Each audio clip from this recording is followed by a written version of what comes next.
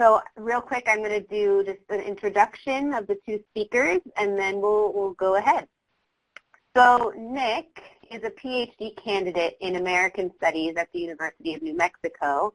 He's a historian by training, and he also researches and writes on colonialism and decolonization, American Indian and Indigenous Studies, border town violence, the political economy of the Northern Great Plains, Indigenous internationalism, Lakota treaties, and history and human rights. And Leanne, who hopefully will be joining us here in a second, she's the author of novels and plays, poetry, screenplays, and scholarship that deals with Native experiences. She's a Choctaw Nation of Oklahoma citizen. Her latest book, Chalk Talking on Other Realities, which hopefully you guys had a chance to look at, part of it at least, won the inaugural 2014 MLA Prize for Studies in Native American Literatures, Cultures, and Languages. She received the Western Literature Association's 2015 Distinguished Achievement Award for her body of work. Other awards include the Fulbright Scholarship 2010-2011 to Jordan, the 2012 Lifetime Achievement Award from the Native Writers Circle of the Americas, the American Book Award in 2002, and a 2012 U.S. Artist Ford Fellowship, an award that carries a stipend of $50,000. She is the Edison Distinguished Professor of American Literature and English at the University of Georgia. And her current projects include a new book, Savage Conversations, which is a novel set in the Middle East, and Searching for Sequoia, which is a documentary film with Ojibwe filmmaker James Fortier and director of the Native American Institute, Dr. Jace Weaver. And the filming for that will begin in Oklahoma in March of this year. So clearly we have two very, very accomplished speakers. And without further ado, I'd like to ask Nick to start. Okay. Can you hear me? Yes. Okay. Trying to find your face to make it bigger. Yeah, this is a little strange, but I want to just thank you, Sam, for putting this all together. This is my welcome to my living room. But also thanks for those who are attending, and I really look forward to listening to the other speakers, especially Leanne Howe, and tomorrow morning Melanie Yazzie, who's my partner, and Lee Miracle. They both do amazing work. But for those of you who have read the assigned readings or the readings that Sam had distributed, there's the piece by Wazia Tewi and Mike Krebs and Donna Olwan, all of whom I know and I respect their work greatly. But I chose those pieces because they're sort of contemporary pieces dealing with the sort of specificities of BDS and solidarity work within the last couple of years between indigenous peoples in Palestine, particularly in a North American context, but also looking at settler societies and the ways in which Native people in North America have sort of imagined sort of solidarities with Palestinian peoples, and how as activists or concerned people or people who are social justice minded or progressive, how we can begin to have these conversations, because you can't talk about Palestine without talking about North America, especially if you're talking about Palestine in the context of another settler colonial state. And so the reason why I chose these particular pieces is because they do all kinds of political work. For one, there's a political imaginary between Turtle Island and Palestine. Both become, to use the terminology of Alex Lubin, the title of his new book, Geographies of Liberation, both become sort of political imaginaries in which the terms of liberation, particularly from settler colonialism, are imagined, and sort of how we operationalize those particular political solidarities in the context of colonial occupation. And what's important about these particular pieces, and I recommend you also read Alex Lubin's book, because it's great because he looks at sort of Afro-Arab solidarities between the U.S. and the Middle East or the Arab world. And the reason why this is important is because it transcends the most powerful political imaginary in world history, which is the nation state. And in this case, it transcends sort of the confines of the U.S. settler state, which historically has served to domesticate indigenous peoples, not just legally or politically, as some may be familiar with the federal relationship as it's set up in the United States between domestic dependent nations on one hand, which are tribal nations, and the U.S. Settler state. And you can't, and so like they get this sort of like tribal nations get this sort of quasi sovereignty or quasi-sovereign status, but in reality they're not really sovereign because their sovereignty is solely defined through the relationship with the U.S. settler state. So transcending the settler state in the sense of imagining the colonial condition not just within the domestic sense, but imagining it as a global condition. And so the connecting histories, specifically political geographies, with places like Palestine is incredibly important. And it's not just Palestine, and I think some of these pieces that you have read for this this particular talk about that, specifically how, I think it's in the Olwan and Krebs piece, how South Africa, for example, in the 1970s becomes sort of the catalyst of uniting people, specifically colonized people, at the United Nations and demanding human rights.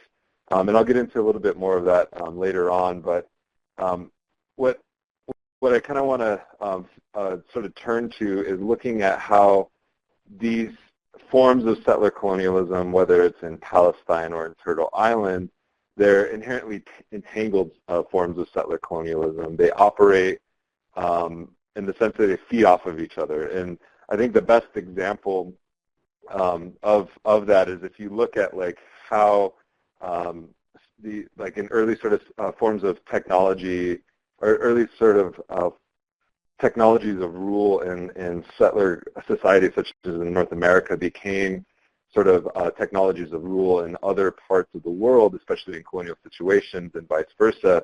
They didn't happen in isolation. They were collected. They were connected in sort of like a global scale. Whether it was through forms of, capitalism, for example, or the slave trade. But there are, what happens in sort of these entangled forms of settler colonialism is that these, the people that become subject populations, also they become sort of laboratories for experimentation of rule. So if you look at Palestine, for example, the leading industry coming out of the Israeli state is one of surveillance technology and the building of walls. And so here in the Southwest, I'm currently speaking in Albuquerque, a couple hundred miles south of here. There are detention centers as well as, the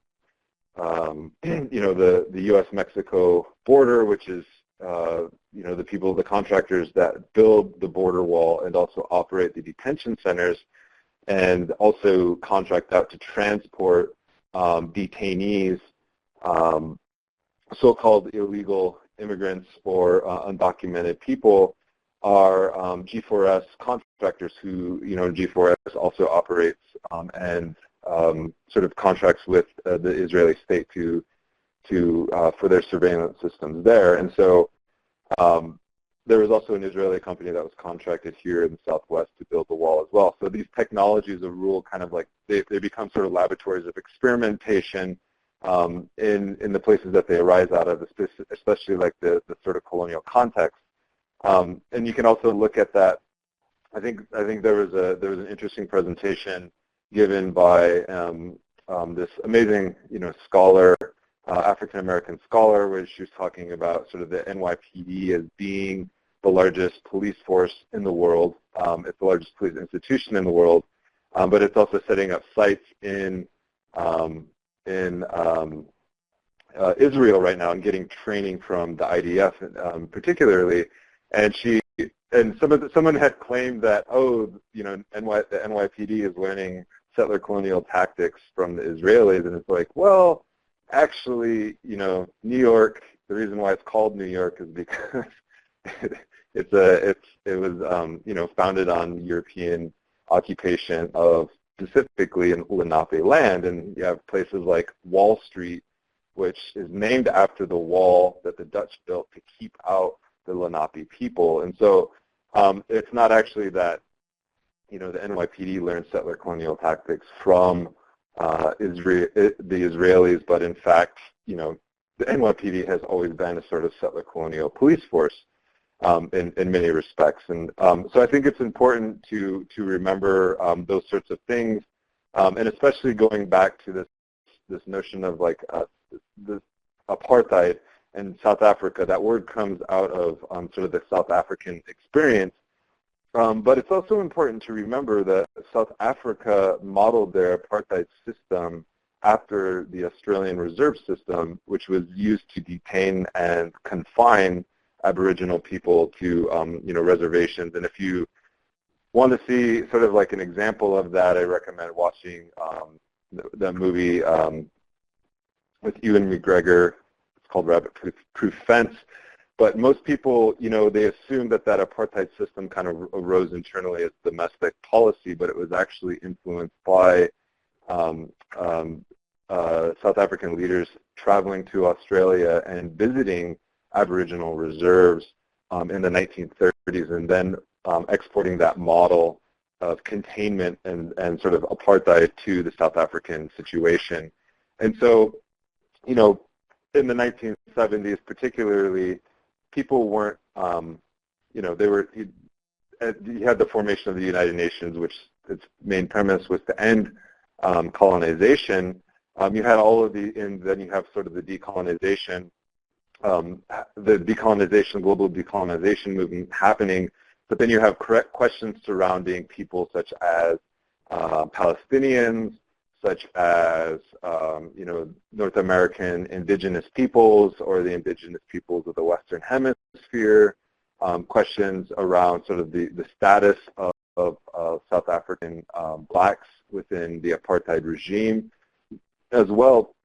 And so there were sort of these lines of communication that were created, and there was a lot of sort of mutual reciprocity and recognition amongst these groups specifically in the 1970s, and it was in 1977 in particular that the committee I'm sorry, it's on my computer, but I can't really read it. It's the Committee to Combat Racism, Apartheid, or to End Racism and Apartheid and Discrimination ruled, and this was mainly dominated by the anti-apartheid movement globally, came out with a document calling not just the apartheid regime of South Africa racist, but also the Zionist regime of Israel as Zionism as a racist ideology as it operates within the Israeli state. But also in that same document, it gave one of the first self-defined international recognition of indigenous peoples by indigenous peoples, and that was led in particular by the American Indian movement, which had created, you know, it hadn't ended in 1973 after the occupation of Wounded Knee, but actually it went international, and I think that history has been largely erased. And I think the Dana and Mike's article sort of talks about that in the ways in which settler colonialism, it doesn't just operate to steal land. I mean, yes, it does, and it domesticates people like in a legal and political sense, but it also domesticates sort of the imaginary of what we think indigenous people should be, who they should be associating with, and what that past looks like. And I think this past is particularly important because it's 4 decades old now, and when indigenous people specifically in North America began going to the United Nations, the first allies they made were not with North Atlantic treaty North Atlantic states. They were not with the Israeli state. They were not with the South apartheid regime. They were not with the United States, and they definitely were not with Canada or Australia or New Zealand. But in fact, they were with what was then called the Non-Aligned Movement, the Southwest African Peoples Organization, or SWAPO. They had allied with various Arab socialist movements in the Middle East at the time. And it was through these collective organizations, not through sort of the dominance of the North Atlantic states, but it was through these sort of collective organizations of what we call now as the Third World that indigenous peoples began gaining international recognition. And I think that history has been largely unwritten, or it's been erased or ignored or derided or obscured in ways in which that we don't understand sort of like indigeneity and the ways in which indigeneity as a political condition with legal sort of ramifications on an international scale came about. It wasn't through the benevolence of the United Nations and specifically the North Atlantic states that extended recognition.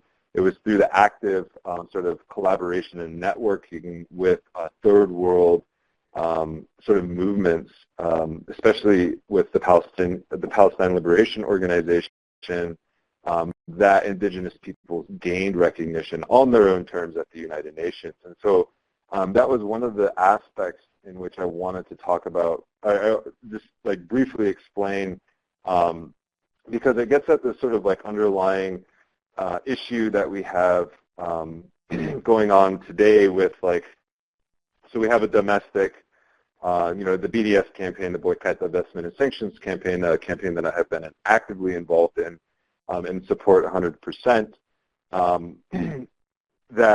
I first went to, it was with the ASA, I think back in 2012 is when they passed the BDS resolution. I can't remember the year.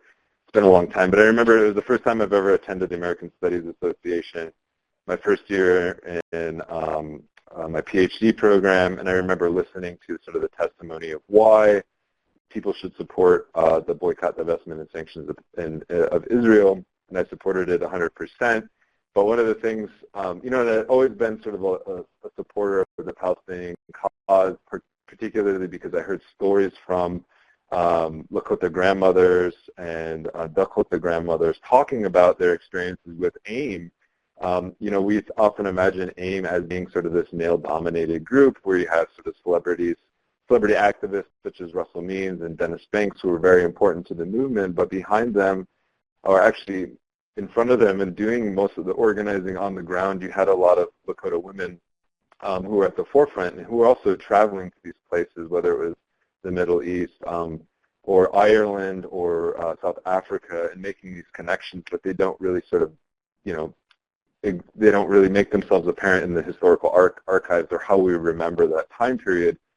But what's interesting is that they would tell me, like in the 70s and 80s when powwows, when they had their powwows, or when they had the International Indian Treaty Councils, they wouldn't meet in like conference rooms, that we know today, like in the Hilton or like the Sheraton or whatever. They would literally just set up camp in the middle of nowhere, and that's how a lot of the powwows were set up back in the day, because people are poor. They're still poor. But they were also having treaty council meetings, and some of these powwows, they would bring in sort of international guests.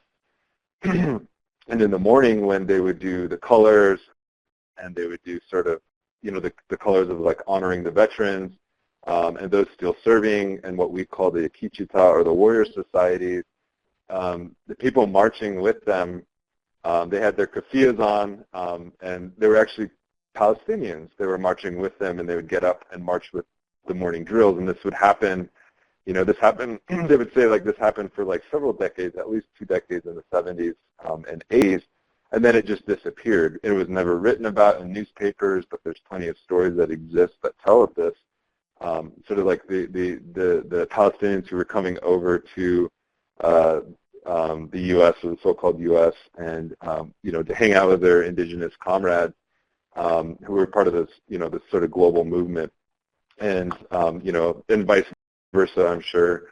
But the point is that these sort of connections have existed for quite a long time, and I think they've kind of been forgotten. I knew about them going into sort of the BDS activism, but I think what happened is that because of the sort of the publicity that was generated, negative and positive, that people never really looked at the sort of longer history. And I think part of that is there's a tendency to talk about sort of things like genocide, and the Holocaust becomes sort of this like exceptional moment in sort of modern history where a very horrific sort of turning point because it happened to Europeans. And I think for a lot of us in the so-called third world or in the fourth world of indigeneity, this has been going on, and it's never been an illegal structure. It's never been a criminal structure. And so I think part of the problem that I think Mike Krebs and Dana Olwan point out is that there's this tendency to sort of naturalize affinity with Jewish peoples or Palestinian peoples. They don't say Palestinian peoples, but I think it's important to bring that up because what I've encountered with my work, whether it's for Jewish Forces for Peace here in the local chapter or whether it's with the sort of local Palestinian organizers here, is that there's this tendency to romanticize sort of solidarity work, that automatically we should be in solidarity with each other. And what happens is that there's been a lot of education. We may know, like through doing BDS work, we may know the issues that are going on in Palestine right now, but a lot of people, kind of, shockingly to me, don't actually understand colonialism and don't actually want to talk about colonialism in the United States. And so I think it's kind of a disservice not just to indigenous peoples, but it's a disservice to this longer history, a very sort of powerful history and very vibrant history that's still within the memories, especially of this older generation of people. And the same goes with sort of younger indigenous activists. They tend to sort of be a little more myopic and focusing in on sort of local struggles and not thinking globally. And I think sort of our work, whether it's, I'm a co-founder with this organization called, a native-led organization called the Red Nation, and we prioritize Palestinian solidarity work in almost everything that we do. But we also, it's not about calling out people to say like, oh, your politics aren't, they don't fit our vision. It's about calling them in and having these like really critical conversations about how we can support each other and how our work overlaps and how it can be sort of generative. And I think to give you an example of that, we recently, in Albuquerque organization, the Red Nation, sort of led the Abolish Columbus Day movement at the city level, but also in several, in Santa Fe, the state capital as well. We're trying to get a statewide measure passed next year. But one of the things that was important about our march, we got Columbus Day abolition, we got, Indigenous Peoples Day declared, which, by the way, came out of these 1977 meetings with the South African anti-apartheid movement, as well as the Palestine Liberation Organization. And to give you an example of this, in the late 1980s, when they were discussing sort of like, oh, should we celebrate, the 5 centuries after Columbus's voyage to the United States, and the Vatican was all behind it, and the Spanish, were all behind it as well. The entire African delegation got up and left the assembly room in protest that they would even consider celebrating, a murderous, genocidal maniac, to put it lightly, in the auspices of an organization that was created to end colonialism. And so that solidarity, I think that sense of solidarity exists throughout the world. But to go back to sort of the context of the local situation here and organizing with Palestinian Americans, is that in our Indigenous Peoples Day parade, Palestinians were part of the program. And we stopped in front of the offices, the headquarters of Lockheed Martin here when we were in downtown Albuquerque, and one of our sisters, Palestinian sisters, got in front, and we held up the Palestinian flag, and she gave a very sort of impassioned speech about how corporations such as Lockheed Martin profit from the deaths of Palestinians and the occupation of Palestinian homelands, and expressing sincere solidarity, because we know her, she's a friend of ours, a very close friend of ours, and expressing sincere solidarity with the indigenous cause here in Albuquerque, but also in the region. And what was interesting about that is that it wasn't like Native people got it. They're like, yeah, colonialism is bad. That's really crazy. I've never heard of the Palestine, I've never heard of the Palestinian situation described this way. And it's important to stand in solidarity. But what was interesting about that is there were several white men who, I don't know, they were white guys, I guess, I don't know, began attacking some of the marchers and saying really racist things and saying like, Arabs are all terrorists and they're suicide bombers and all these things. I don't know why you want to hitch the indigenous cause to a bunch of terrorists, especially Palestinians, and blah, blah, blah, blah, blah. And then the next day after the march, there was a local Zionist organization that wrote an article in response to us, an entirely indigenous-led march. We invited Palestinians. Palestinians came out, and Palestinians weren't the only people, that we had a part of the program. We had other sort of civil rights activists and social justice organizers who spoke as well. But they began the article with lecturing us on how we don't understand colonialism and how the Israeli state is not a colonial state, and how we are sort of alienating ourselves from the Jewish community by allying ourselves with Palestinians. And I found that really interesting and surprising, because here we have this sort of indigenous-led movement, and we're defining sort of the terms in which we celebrate and acknowledge resistance and solidarity work. You can't, to go back to what I said at the beginning, is you can't acknowledge colonialism and occupation in Palestine without acknowledging it here. And I think there's a strong sense of solidarity within this local community, but it's also taken, us going to BDS hearings, whether it's at the student level or whether it's at the city level, going to sort of Palestinian solidarity workshops, but also organizing our own sort of workshops as Native people, as indigenous people, and showing support to them, but also like controlling that narrative and that organizing in the terms of that solidarity between and among indigenous and Palestinian activists. So it's kind of been an interesting, but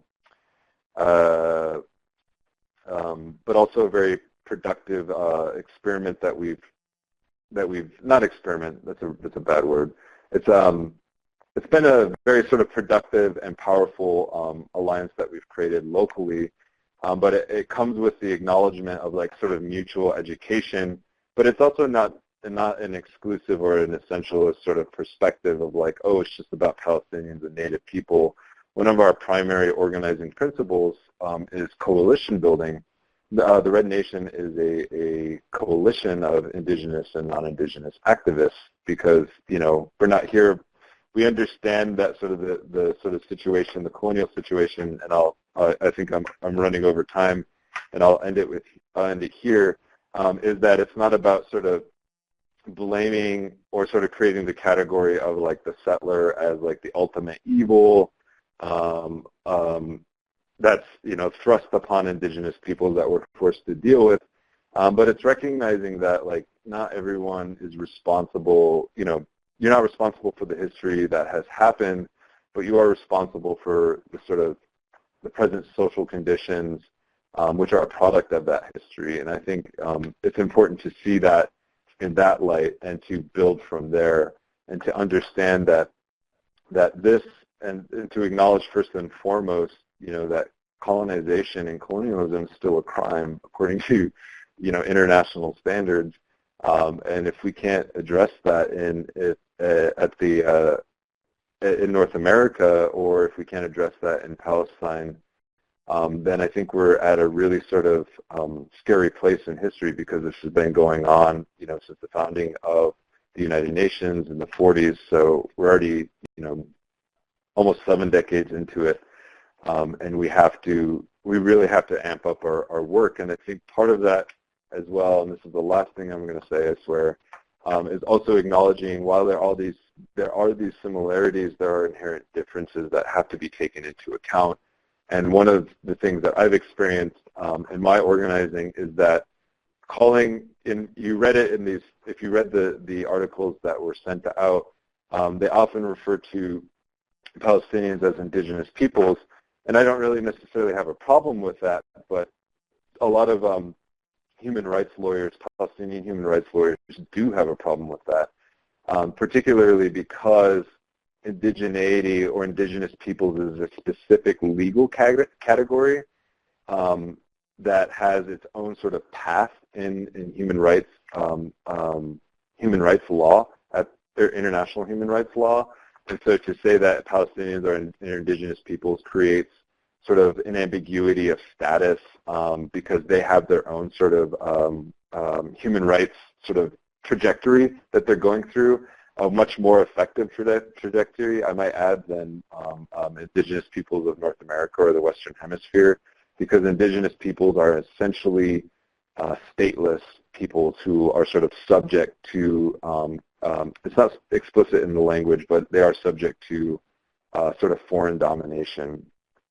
So that is sort of a category that I don't use I no longer use, because I was harshly criticized by Palestinian human rights lawyers about using that term to describe Palestine or Palestinians. But it's an important sort of aspect to keep in mind, especially if we want to be effective in raising these issues and concerns. So with that, I'm just going to end and let Leanne talk.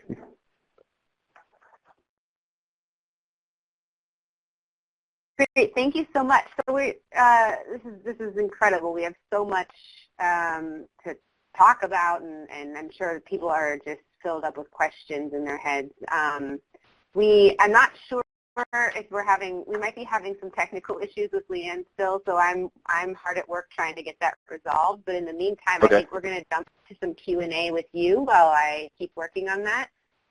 Sure. And so Tali is gonna be in charge of the Q&A. So I'm going to introduce Tali, who is the Academic Advisory Council Coordinator for JVP.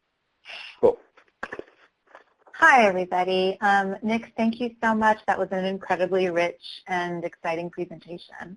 And I have a ton of questions, but I do want to ask the folks here, and I'm so excited to see so many people here, to start thinking about what questions you have and to put that into the chat. And in particular, how to carry forward the commitments that Nick has outlined here in our own work, and questions that you might have about your own specific context where you guys are, or any questions that you have specific to the readings.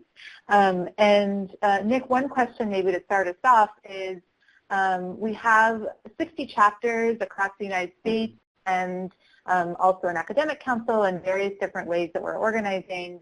And so what are some concrete next steps that you would recommend for our chapter leaders and council leaders to take in when we're living out these commitments in our local communities? What are some ways that you think we could sort of concretely try to keep these at the forefront of our organizing? So I think a really useful step would be to, as a national organization, but also as local chapters, is to adopt the 2007 United Nations Declaration on the Rights of Indigenous Peoples as a working document for your organization and how you engage indigenous communities. But it would also be important, locally, at a national level, that's a really important thing to do. And the reason why that's important is because the Declaration on the Rights of Indigenous Peoples is just that. It's a declaration. It's not it's a non-binding agreement which means, it's violated to this day and people continue to violate it. But to get it to convention status requires that non-governmental organizations or so-called civil society adopts it as a sort of working framework, and then it gains legitimacy within sort of the common law system in domestic sense, and then it gains legitimacy within sort of the international human rights organizing. That would be the sort of first major step. The second step is that nationally, most of the chapters, they're in Canada and the United States, right? Just the United States. We don't have any chapters in Canada. Oh, okay, just the United States. So in the United States, your local chapters, they all exist on indigenous land. There's indigenous peoples whose land we all occupy. Right now, I'm Lakota. I'm not from the Southwest. And so one of the things I always have to take into consideration is that the sort of specific geographic ontology or the specific land-based relationship that Native people have here always has to come first and foremost with all organizing.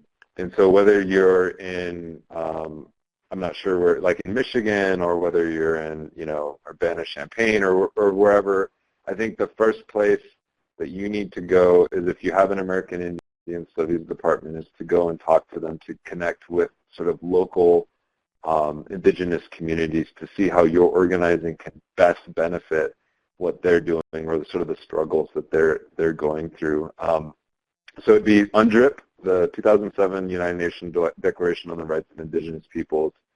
That would be important, as well as just organizing locally within your chapters on whose indigenous lands, that you're on. So I hope that answers your question. Yeah, that was great. Thank you so much.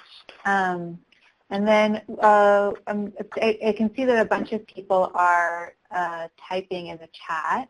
So I'm going to let people continue typing their questions.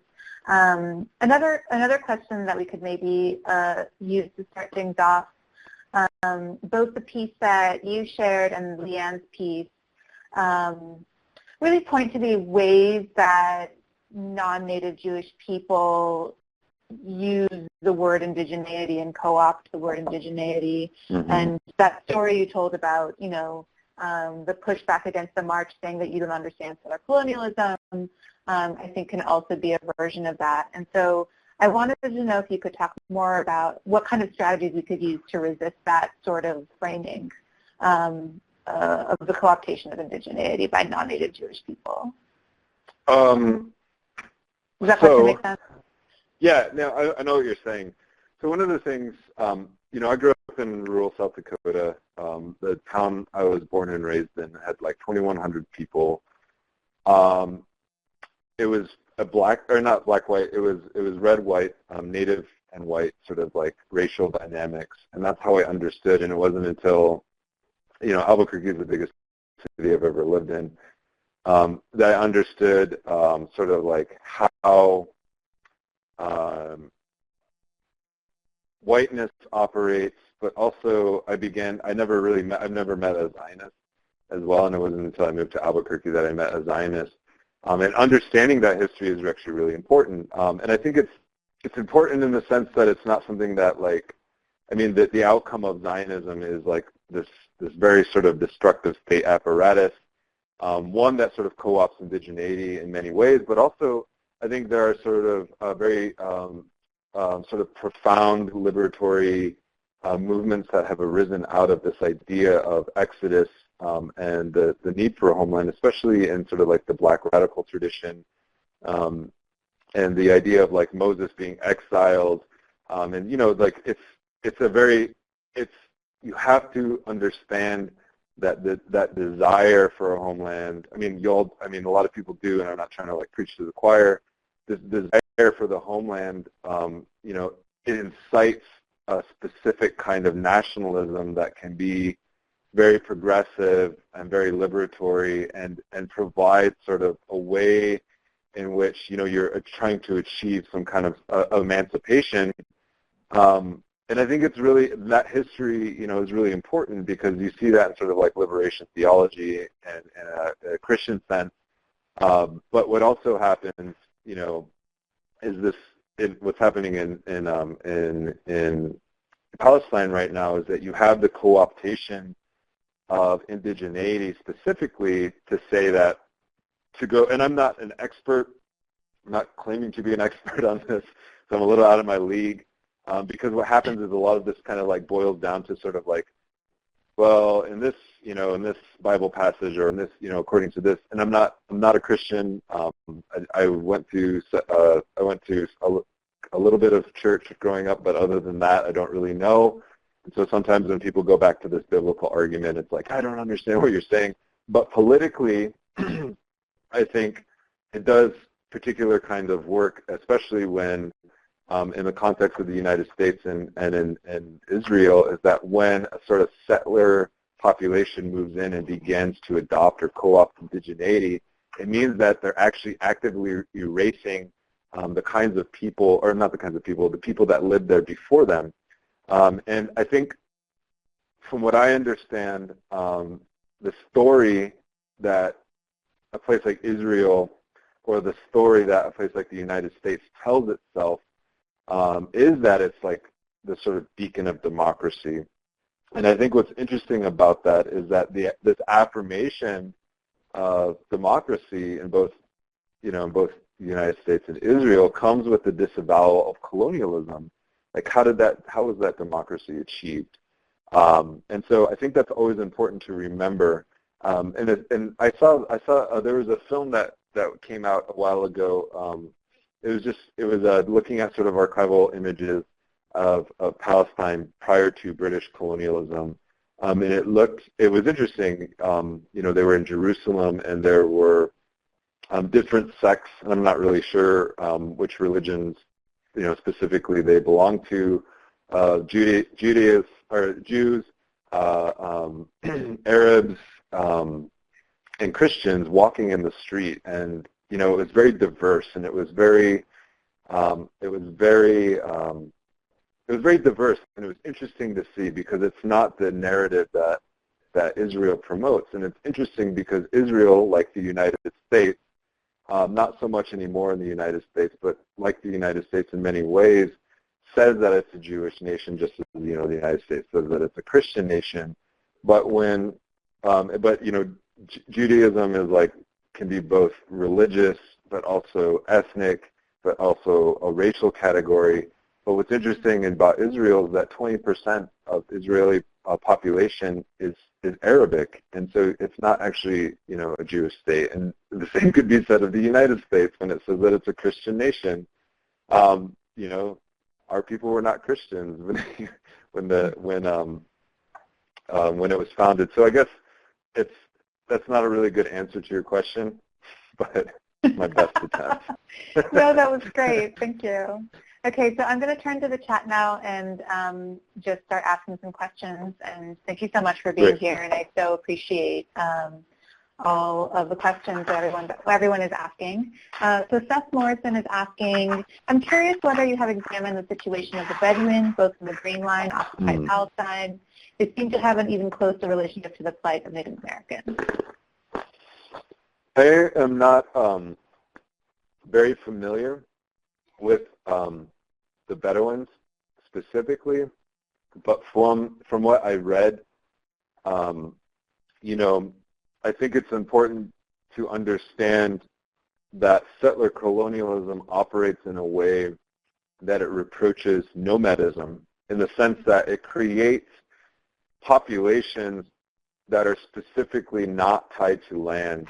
And from what I understand of the Bedouin situation, is that these people are quote unquote, through anthropological terms, nomadic, and therefore don't exercise property ownership or forms of settlement that would establish what we understand as sort of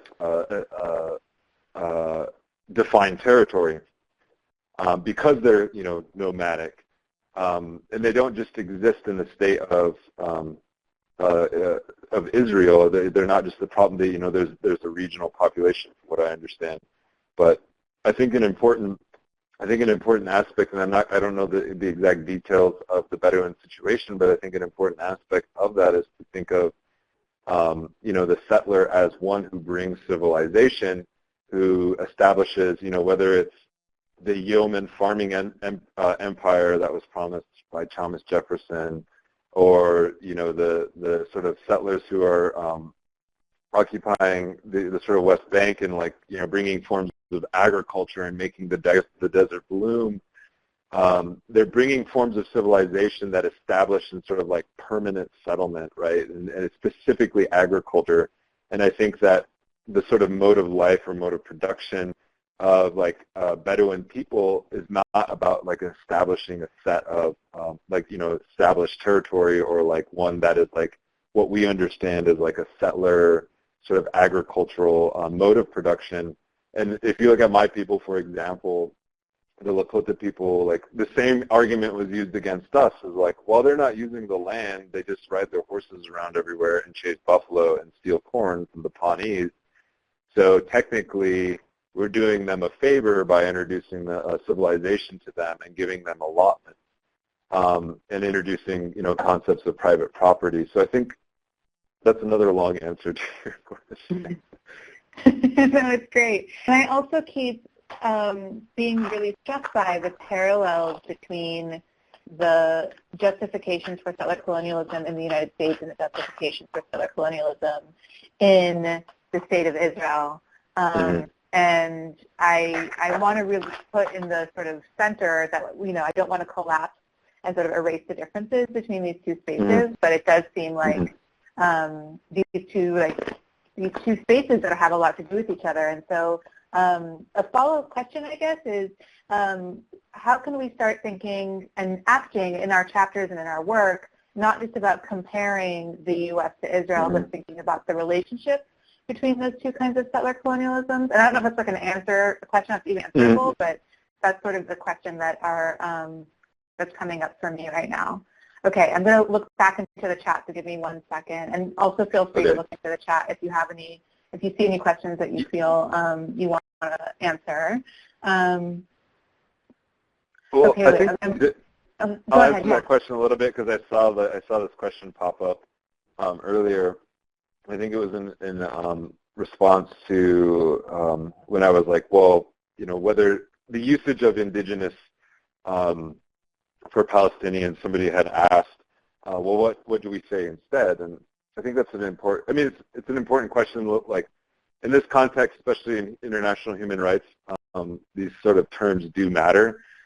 And one of the things, and it's a similar situation, but it's also different from the United States, because tribal nations have a specific legal, federal recognition. Some of them do, and some of them are completely unrecognized. Whereas Palestine, there's 565 nations, native nations in the U.S., federally recognized native nations. In Palestine, there's a kind of sort of nationalism that's promoting sort of a definition of Palestine as a nation, one nation. And whether, I'm not going to get into the one-state, two-state solution or whatever, but I think the best way to plug into that kind of support is not to follow what we want to believe as, or what we would like to believe as. And I'm not saying this is a wrong way of approaching it, but what we would like to believe as indigenous populations, because that is a form of solidarity by recognizing similar circumstances. But what I believe is more important is to follow the established definitions that these human rights organizations at the United Nations are using, because they have much more weight, and they do further sort of the Palestinian cause in that way. And just getting recognized, recently they were recognized at the United Nations, something that, by the way, Native nations have not achieved at this point in time. We do not have any sort of representation. NGOs have more power at the United Nations than we do. Wow, that's really powerful. Okay, Deborah Rosenstein says, I've always appreciated as a labor educator when Canadian unions open all of their conferences and events with an acknowledgement or focus on which nation's land the gathering is occurring on. I've seen a wide range of how this is done, and when it's not said through and people spend time learning about the history and present of said nations, it's really useful. So following Nick's suggestion to us, perhaps JVP chapters could think about doing this with local research and connections with the Native Studies departments, et cetera, collaborating with us, oops, sorry, I lost it a little bit, as to what gets said and taught in these opening moments. And then not just limit this to the opening of things, but also workshops covering what we're learning tonight at the events and conferences as well. I mean, yes. what do you think about this? Okay, great. Well, to give you an example, our local, it's the Central New Mexico Labor Organization. It's the largest labor union in New Mexico. I think it's an AFL-CIO affiliate. 30% of their union members are Native, mostly Navajo, and mostly the second one would be Pueblo. And so when we approached them about, like, hey, do you guys want to be in this march? They were like, yeah, we're gonna, they were already on board with that, and they came out and supported us with the resolution at the city council. They came up, they had their banner, and they came to they came to our march, Indigenous Peoples Day march. And so they do. I mean, I think it's to answer that question from the other side of somebody who is not a union organizer, is that like it's a really great idea, and we appreciate it, and it's like I think people really they really want that kind of recognition, but also the invitation to participate. I think a really good example of how that could go wrong would be I was in Ottawa for the the May Day parade, not Ottawa, Toronto, for the May Day parade, and they had invited First Nations elders to talk, specifically I think they were Ganawage, where Toronto, that's the ancestral territory of the Ganawage Nation. They had invited elders to talk at the May Day parade, but they put them at I think it was 7 on the list. And, it was just really disrespectful, and I think some people from Idle No More kind of felt a little shafted by that. But I think prioritizing it, and you'll be surprised. I mean, you'll be surprised at what you invoke in sort of the collaboration, because they're really productive. And I think people they assume that nobody wants to participate, or they assume somebody's position on something, And I think what's also interesting is that we support a lot of sort of anti-racist movements here, and specifically with the fascist rhetoric of Trump recently. The Red Nation has been a big supporter of the anti-hate coalitions here, and we go to the MLK events as well. And I think it's just really important to not assume somebody's position on something, especially Indigenous people, because they are there and they have every right to, but also they have a desire to, to work on these things. And I think there are some unlikely alliances that are formed that have been, that are powerful examples of it. And I think one of them is back home when many of us got together with ranchers and farmers to stop a pipeline. We stopped the pipeline, and that was really important. And we're not going to defeat these forms of colonialism alone. It requires creating allies, and it requires coalition building, while also remembering differences. But it's a messy process. That's incredible. I mean, I can just imagine the powerful kinds of actions that can be possible once that kind of collaboration starts happening with chapters. Jeremy Siegman says, and I know that we're really, really close to the end of time, but I do want to sort of highlight this one last comment. This last response on private property and agriculture as parts of settler projects makes me think of the fact that the settler societies we're talking about are capitalist societies. And how can an analysis of capitalism and class oppression, how is it already a part of our intersectional organizing, and how can be going forward, and learning more about the third world internationalism that you're mentioning can be helpful here. So just sort of adding that as another layer of analysis to the work that we're doing. And I'm going to, I know we're like very, very close to the end of time, so I'm actually going to pass it back over to Sam, if you're ready. Yeah, sure. Okay, amazing. Well, I wanted to say I'm so incredibly grateful that this has happened, and Nick, this was just amazing. And this is one of the larger turnouts for these kinds of calls that we do. So I'm just really excited that other people are as excited as we were about this. And I'm really sorry about Leanne. I think something must have gone wrong with the tech because she signed on her computer, but for some reason we just couldn't get her through on the audio. And so I'm going to talk to her and see if we can maybe squeeze her in on tomorrow's call too, so we can try to hear from everybody. But there was more than enough to fill the hour tonight. We could have kept going for sure. So thank you again. If we have, maybe if you wanted to leave with one last thought, or did you want to wrap it up here?